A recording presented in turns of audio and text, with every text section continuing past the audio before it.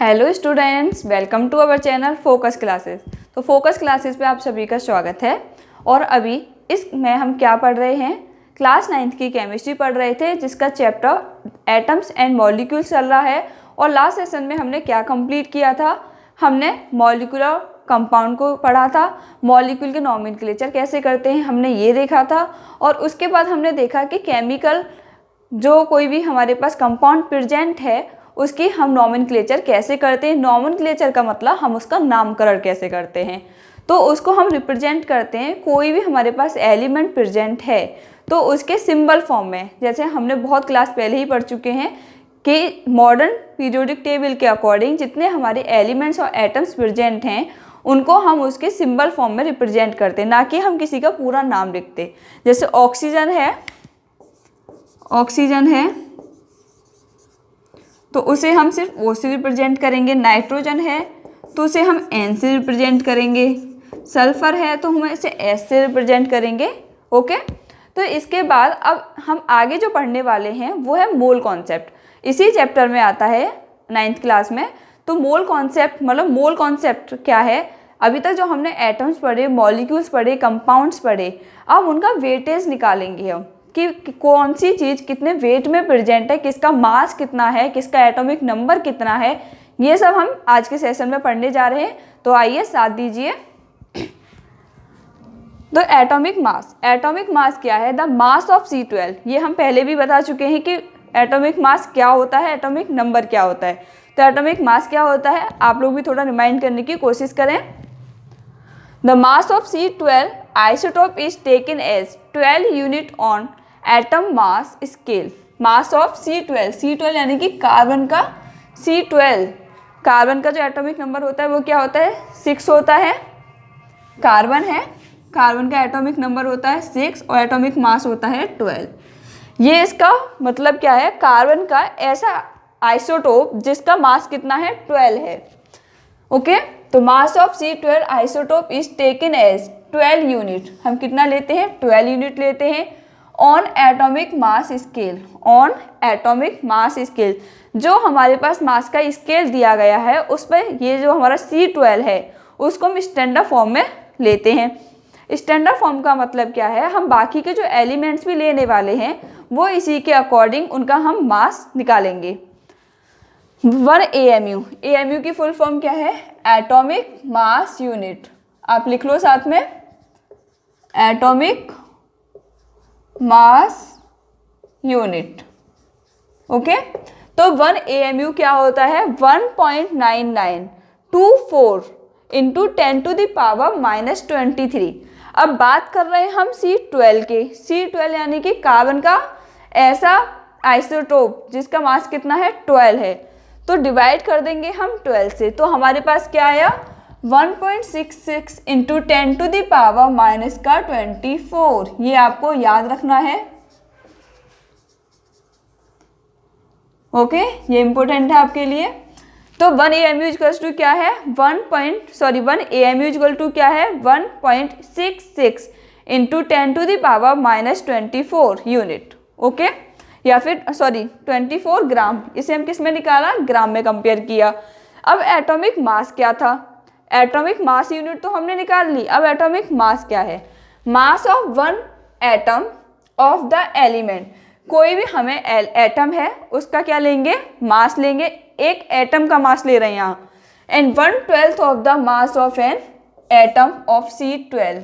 और 1/12 पर कितना है, 1.66 इंटू 10⁻⁻24। ये क्या है, 1 कार्बन की बात हुई है। और हमें अब किसी भी एटम का जब निकालेंगे तो हम क्या लेंगे, मास ऑफ 1 एटम। उस एटम का मास लेंगे ऑफ द एलिमेंट। कोई भी एलिमेंट है उसमें जो एटम प्रेजेंट है उसका मास लिया और डिवाइड किया कार्बन 12 के मास से, जो कितना आया, 1.66 इंटू 10⁻⁻24। ओके, तो ये आपको याद रखना है, ये वाला फॉर्मूला भी। अब इसके बाद atomic mass of some element.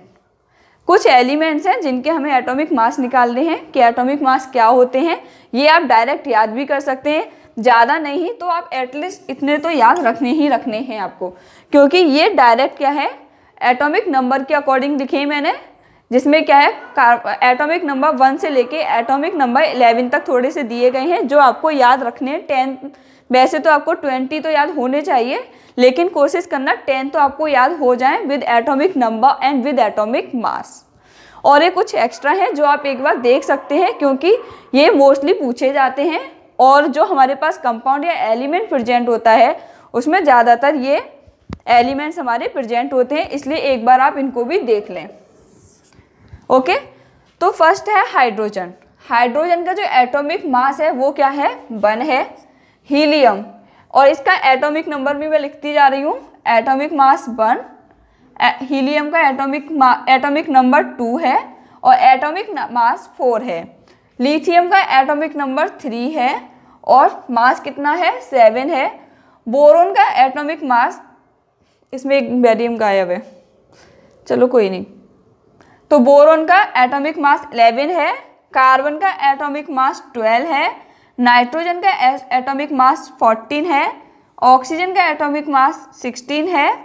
Fluorine का एटॉमिक मास 19 है। नियोन का एटॉमिक मास 20 है एंड सोडियम का एटॉमिक मास 23 है। तो एटलीस्ट आपको ये 10 तक तो याद रखने हैं कि किसका एटॉमिक मास और एटॉमिक नंबर क्या है, और उसके बाद कोशिश करना ये भी याद रख लें। याद नहीं तो एक बार इस चार्ट को जरूर देख लें।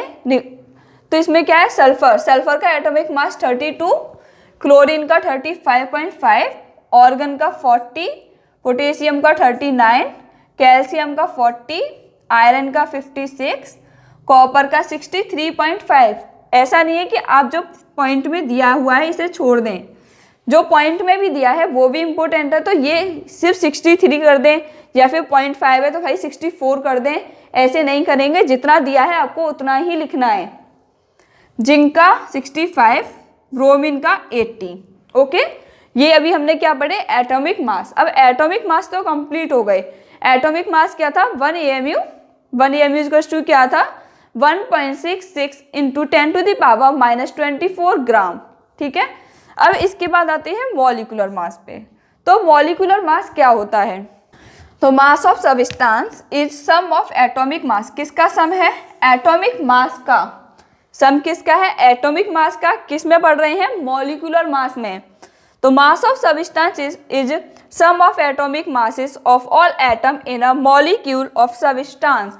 कोई भी हमें एक सब्सटेंस दिया गया है तो उसमें जितने हमारे एटम्स प्रेजेंट होंगे उसके मॉलिक्यूल में, उसके सम को क्या बोलते हैं, मॉलिक्यूलर मास। तो मॉलिक्यूलर मास का फॉर्मूला क्या बना, mass of 1 molecule of the substance. हमने एक मॉलिक्यूल का मास लिया, यहाँ मॉलिक्यूल का ले रहे हैं, upon 1/12 of the mass of C12 atom. 1/12 का कितना था, 1.66 इंटू 10⁻⁻24। ये तो आपको बहुत अच्छे से याद रख लेना है, अगर कोई नींद में भी पूछे तो इसको आंसर कर दें। ठीक है, तो 1/12 of the mass of C12 atom is equals to 1.66 into 10⁻⁻24 gram. अब इसके बाद molecular mass can be calculated. Molecular mass जो है वो कैसे कैलकुलेट कर सकते हैं, by adding the atomic mass of all the element. क्या करेंगे, एटॉमिक मास, कोई भी हमारे पास सब्सटेंस दिया है उसमें जितने एलिमेंट्स प्रेजेंट हैं उनके एटॉमिक मास को हम कैलकुलेट करेंगे।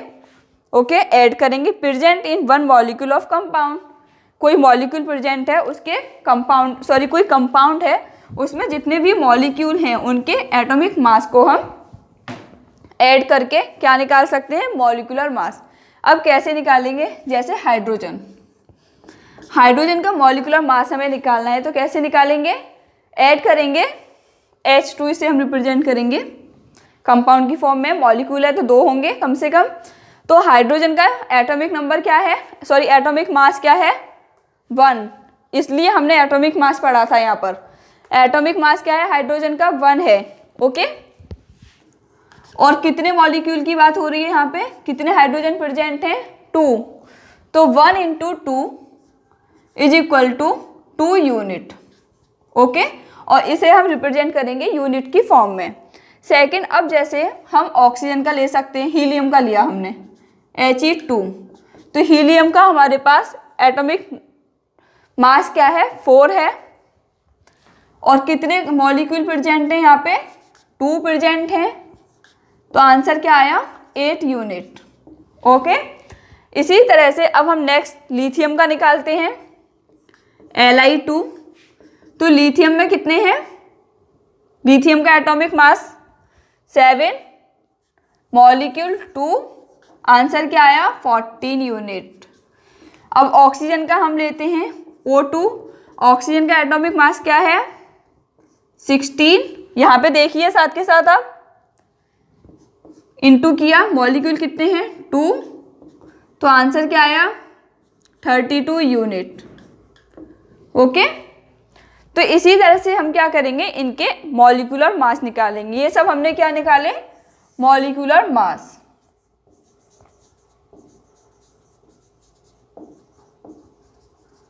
ओके, हाइड्रोजन का कैसे निकाला, हमने हाइड्रोजन का एटॉमिक नंबर लिया, एटॉमिक मास लिया और कितने मॉलिक्यूल उसमें प्रेजेंट है उससे उसको मल्टीप्लाई कर दिया, हमारे पास क्या आया, उसका मॉलिक्यूलर मास आ गया। और इसी तरह से हमने बाकी के भी मॉलिक्यूलर मास निकाले हैं। अब आप किस किस के निकाल सकते हैं, ये आपके लिए होमवर्क समझ सकते हैं आप। CH4 का आप निकालें, CH4 का कैसे निकालेंगे, कार्बन का एटॉमिक मास कितना है यहाँ पर और हाइड्रोजन का एटॉमिक मास कितना है, दोनों को हम लेंगे और उनको इंटू कर देंगे। C2H4 इसका कितना है NH3, इसका मॉलिक्यूलर मास कितना है। ये तीन क्वेश्चन कल दिए थे और 3 क्वेश्चन आज दिए हैं। तो डेली का आपका एक थोड़ा सा होमवर्क होगा कि आप जो पढ़ रहे हैं उसको साथ के साथ ये भी देख लें कि आपको कितना समझ में आया है। तो देखो अभी तक मैंने सेम मॉलिक्यूल के आपको कराए थे, एक मैं डिफरेंट और करा दे रही हूँ जो आपको ये समझ में आ जाए मैं बाकी के 2 कैसे करने हैं। तो कार्बन का कितना है एटॉमिक मास 12 है। कार्बन के कितने मॉलिक्यूल हैं, एक ही मॉलिक्यूल है।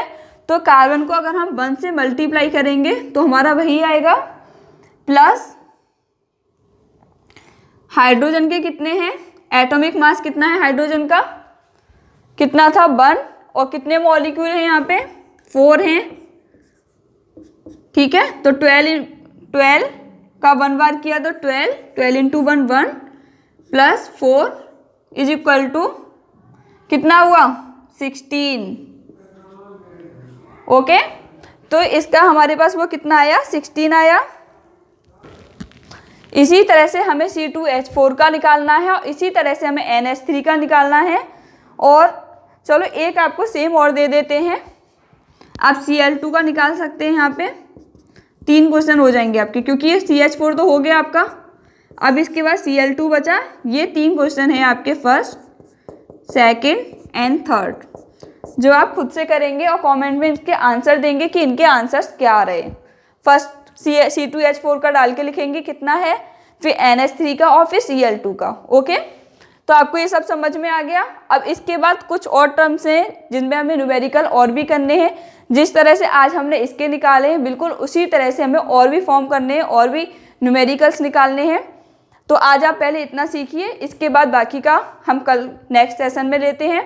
So thank you so much for watching my video and please like share and subscribe. Thank you.